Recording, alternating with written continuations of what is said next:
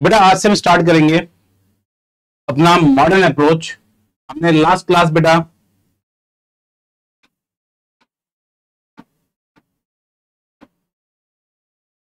Approaches के बारे में पढ़ लिया था। हमारे पास कौन कौन सी अप्रोच होती है बेटा वो हम जान चुके थे। लास्ट क्लास हम लोगों ने ट्रेडिशनल अप्रोच के बारे में पढ़ा। ट्रेडिशनल के साथ साथ हम लोगों ने पर्सनल, रियल, नॉमिनल, इसके अंदर ये तीन हेड्स है अपने आप पे, जिसको हम लोगों ने समझ लिया अच्छे से। ओके, आज हम पढ़ने वाले हैं मॉडर्न अप्रोच। आज हम पढ़ने वाले हैं मॉडर्न अप्रोच। तो मॉडर्न अप्रोच क्या होती है इसके बारे में थोड़ा सा हम लोग आज रीड करेंगे बेटा, ठीक है। First of all modern approach क्या है बच्चे? मॉडर्न अप्रोच बड़ा सिंपल सा अप्रोच है। इसके अंदर क्या है, जो अपने डेबिट क्रेडिट के रूल पढ़े बेटा, वो अब हम लोग बेटा प्रैक्टिकल एस्पेक्ट में समझते हैं। पहले तो हमने ट्रेडिशनल व्यू में समझ लिया कि हमने अकाउंट्स को कितने पार्ट में डिवाइड किया भाई, 3 पार्ट में डिवाइड किया भाई। हम बोलते हैं पर्सनल अकाउंट, हम बोलते हैं रियल अकाउंट और फिर हम बोलते हैं नॉमिनल अकाउंट। अब हम बात करने वाले हैं मॉडर्न अप्रोच। तो मॉडर्न अप्रोच के अंदर जो अकाउंट्स का क्लासिफिकेशन है बेसिकली उसको हम लोगों ने 5 हेड्स में डिवाइड किया है। कितने हेड्स में डिवाइड किया बेटा? 5 हेड्स में डिवाइड किया। Assets, liability, capital, expense and revenue. ठीक है, तो हमने इसको 5 हेड्स में बेसिकली डिवाइड किया है। तो 5 हेड्स मैंने बता दिया आपको, assets, liability, capital, expense and revenue. ये 5 टाइप के आपके हेड्स होते हैं। ठीक है सर, ये 5 टाइप के हेड्स है। तो इस पे जो कैटेगरीज बनाई गई है हमारी एसेट्स की, अब वो हमें डेबिट क्रेडिट कैसे बनानी है बेटा? डेबिट क्रेडिट कैसे बता रही है कि डेबिट क्या है, क्रेडिट क्या है बेटा? तो सिंपल सा एस्पेक्ट यहां पे दे रखा है। डेबिट जैसे कि आपको एसेट्स दे रखा है, तो एसेट्स में वो कह रहा है एसेट्स के अंदर हमेशा डेबिट साइड क्या होगी? इंक्रीज होगी। वहीं पे दूसरी तरफ है बेटा क्रेडिट साइड हमेशा क्या होगी? डिक्रीज होगी एसेट्स के अंदर। सेकंड हम बात करते हैं बेटा लायबिलिटीज की। तो लायबिलिटीज में वो डेबिट साइड क्या होगी? हमेशा डिक्रीज होगी, जबकि क्रेडिट साइड क्या होगी? इंक्रीज होगी। कैपिटल के बारे में अगर हम बात करें तो डेबिट साइड, देखिए मैंने एक साइड पे डेबिट रखा, एक साइड पे क्रेडिट, तो फिर अगेन कैपिटल के अंदर डेबिट साइड क्या होती है? अगेन डिक्रीज होती है एंड क्रेडिट साइड इंक्रीज होती है। क्रेडिट साइड इंक्रीज होती है। जर्नल फिर आपका नेक्स्ट आता है बेटा expense and losses. Debit side क्या होती है बेटा? इंक्रीज होती है, जबकि क्रेडिट साइड क्या होती है? डिक्रीज होती है। Income and gains, debit side again क्या होती है? डिक्रीज, क्रेडिट साइड क्या होती है? Again increase. तो ये बात हम लोगों ने समझी बेटा इसके अंदर। तो हमने बेसिकली मॉडर्न अप्रोच के अंदर जो अकाउंट्स है उसे कितने पार्ट में डिवाइड किया सर? 5 हेड्स में डिवाइड किया। उन 5 हेड्स के अंदर डेबिट और क्रेडिट में क्या इंक्रीमेंट और क्या कैसे इंक्रीज हो रहा है, कैसे डिक्रीज हो रहा है, वो हम लोगों ने पढ़ लिया थोड़ा बहुत। ठीक है, अब हम इसी को आगे और पढ़ते हैं, थोड़ा डेप्थ में जाके बैठते हैं। एसेट्स क्या है बेटे? बेसिकली चैप्टर 2 के अंदर आप सबने पढ़ा एसेट्स। एसेट्स बेसिकली जो किसी भी बिजनेस की इकोनॉमिक रिसोर्स होते हैं, जिसके ऊपर कंपनी का ओनरशिप होती है, कंपनी की ओनरशिप होती है, कंपनी की क्या है? ओनरशिप है, हम उसे बोलते हैं एसेट्स। उसे हम बोलते हैं हम लोग एसेट्स। जैसे कि land and building, plant and machinery, furniture, patents, मतलब टेंजिबल एसेट्स भी हो सकते हैं, इनटेंजिबल एसेट्स भी हो सकते हैं। मान ले वो सभी एसेट्स आपके लिए जिसपे जो इकोनॉमिक रिसोर्स है, जिनसे बिजनेस अर्न कर रहा है पैसे, उसे हम बोलते हैं। अब इसका डेबिट क्रेडिट का रूल बड़ा सिंपल सा है। डेबिट अभी हमने बात की इंक्रीज होता है, डेबिट साइड पे क्या होता है? ये इंक्रीज होता है, जबकि क्रेडिट साइड पे क्या होता है बच्चे? डिक्रीज होता है। क्रेडिट साइड पे क्या होता है? डिक्रीज होता है बेटा। यहां तक clear? Yes sir, okay. Next हम बात करते हैं बेटा लायबिलिटीज। लायबिलिटीज के अंदर बेटा क्या आता है? यहाँ पे लायबिलिटीज आता है these are accounts of the obligation of the business toward the outsiders. ये एक तरह का ऑब्लिगेशन है बिजनेस का आउटसाइडर्स को लेकर के, कि हम आपके पैसे दे रहे हैं बेटा। फॉर एग्जाम्पल जैसे क्रेडिटर्स हो गए, हमने आपसे सामान लिया, बदले में आपको पैसे देंगे। ठीक है। सेकंड नंबर आता है बेटा लोन्स। तो लोन वगैरह जैसे होते हैं तो वो भी पे करने बेटा।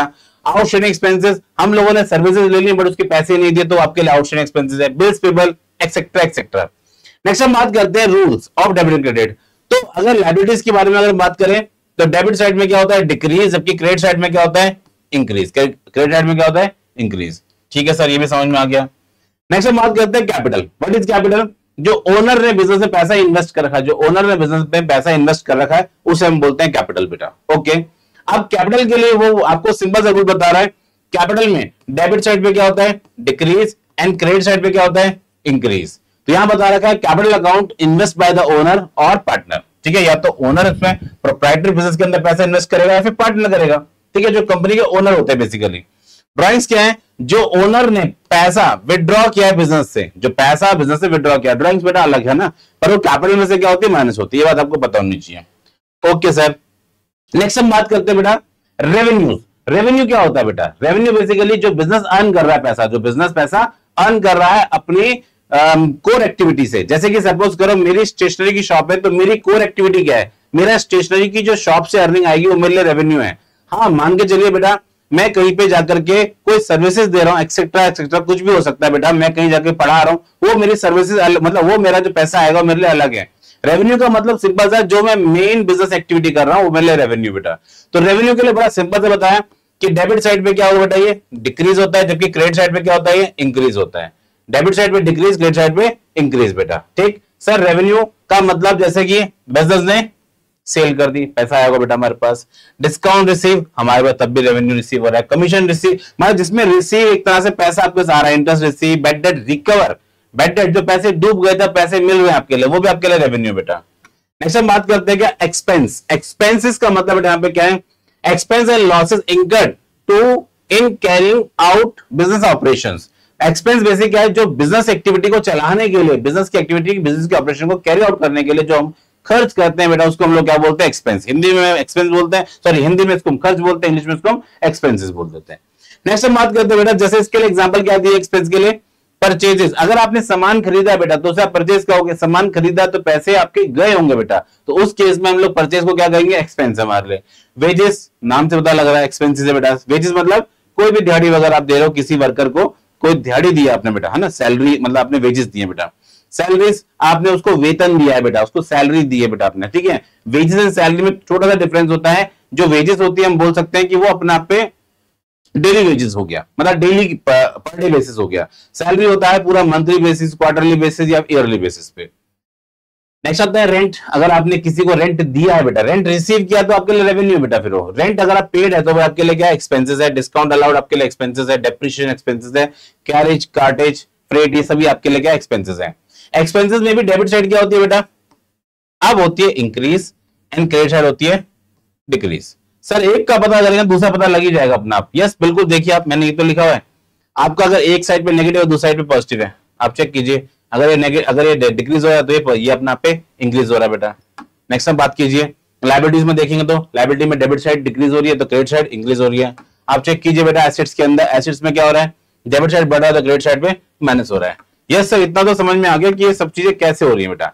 अब इन सब चीजों को हम लोग कैसे कंक्लूड करेंगे बेटा, एक बार में याद कैसे करें, सिंपल सा सवाल आता है, हम इसको याद कैसे करें। तो इसके लिए बड़ा सिंपल सा हम लोगों ने एक ट्रिक बनाई है बेटा, जिसको आपको समझनी है और समझ में आ जाएगी, कुछ इतना बड़ा वो नहीं है। हमने क्या किया, हमने लिखा क्लियर,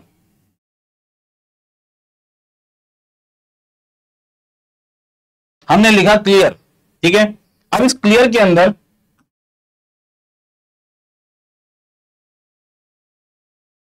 कैपिटल,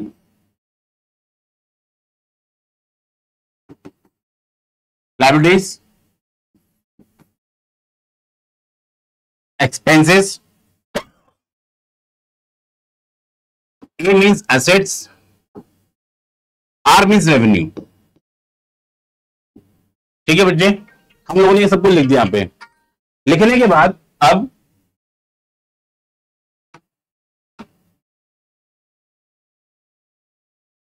ये हमने लिखा डेबिट, ये हमने लिखा क्रेडिट।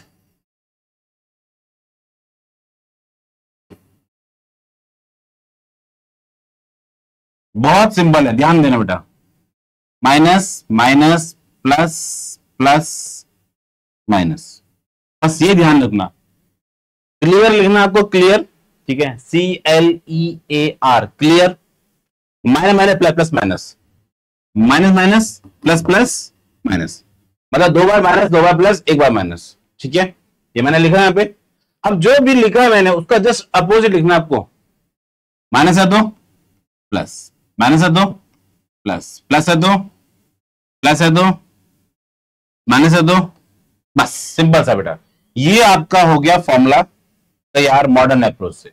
ये फॉर्मूला आपका मॉडर्न अप्रोच से बिल्कुल बिल्कुल रेडी है बेटा, कुछ नया नहीं पढ़ने की जरूरत, सिंपल हमें फॉर्मूला याद हो गया, ठीक है। ये मॉडर्न अप्रोच है। हमने अकाउंट्स को कितने पार्ट में ब्रेक किया था सर, 5 हेड्स में। वो 5 हेड कौन से हैं, यही तो हैं, capital, liabilities, expense, assets, revenue. अब इनमें से आप कोई सा भी एक फॉर्मूला उठाओ और जाके पीछे हम चेक करते हैं उसे, क्या वो बिल्कुल सही है हमारा।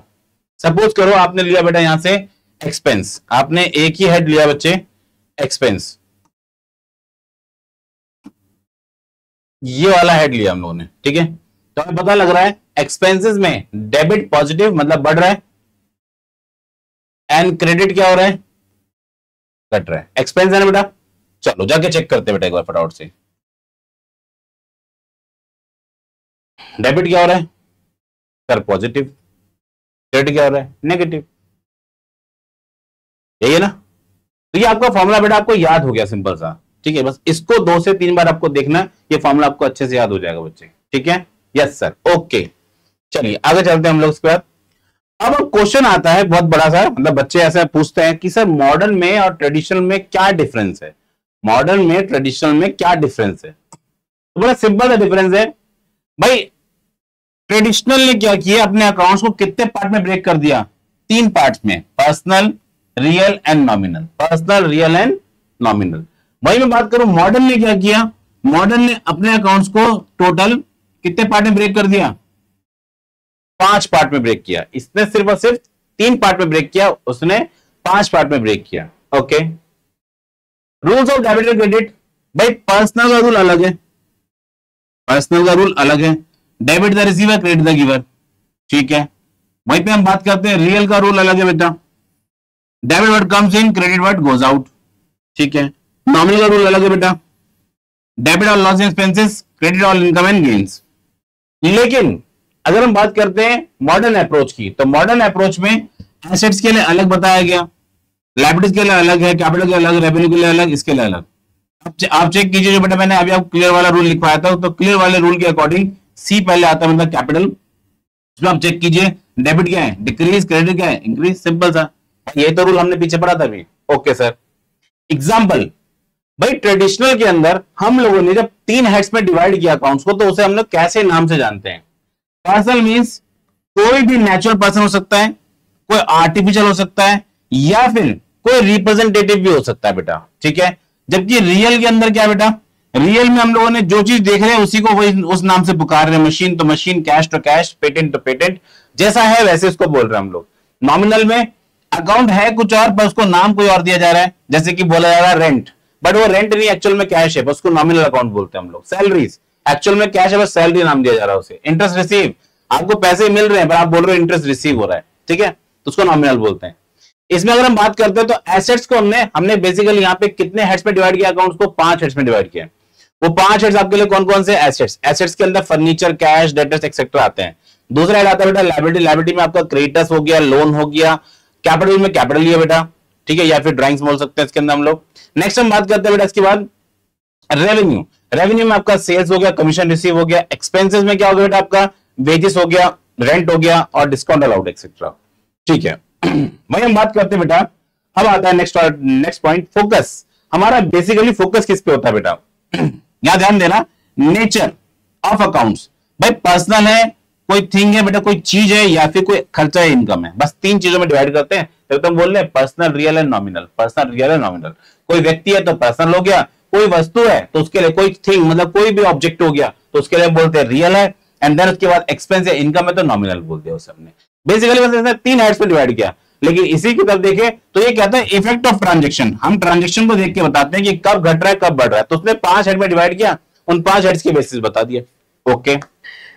नेक्स्ट हम बात करते हैं यूजफुलनेस, ये traditional by the conceptual clarity, एक कंसेप्चुअल क्लैरिटी जो बात मैंने भी आपको बोली है बेटा, मॉडर्न को पहले हम सीखेंगे, मॉडर्न के बाद जब आप लोग उसे प्रैक्टिस में लेके आएंगे तो ट्रेडिशनल हमें इजिली समझ में आना स्टार्ट हो जाता है। लेकिन यहां पे देखो वही बात लिखी है, traditional for the conceptual clarity, लेकिन modern the practical application in journal, ledger and जो भी आप अकाउंटिंग के अंदर जितने भी चीज आप फॉलो करते हो उनके लिए प्रैक्टिकल एस्पेक्ट है बेटा, ठीक है।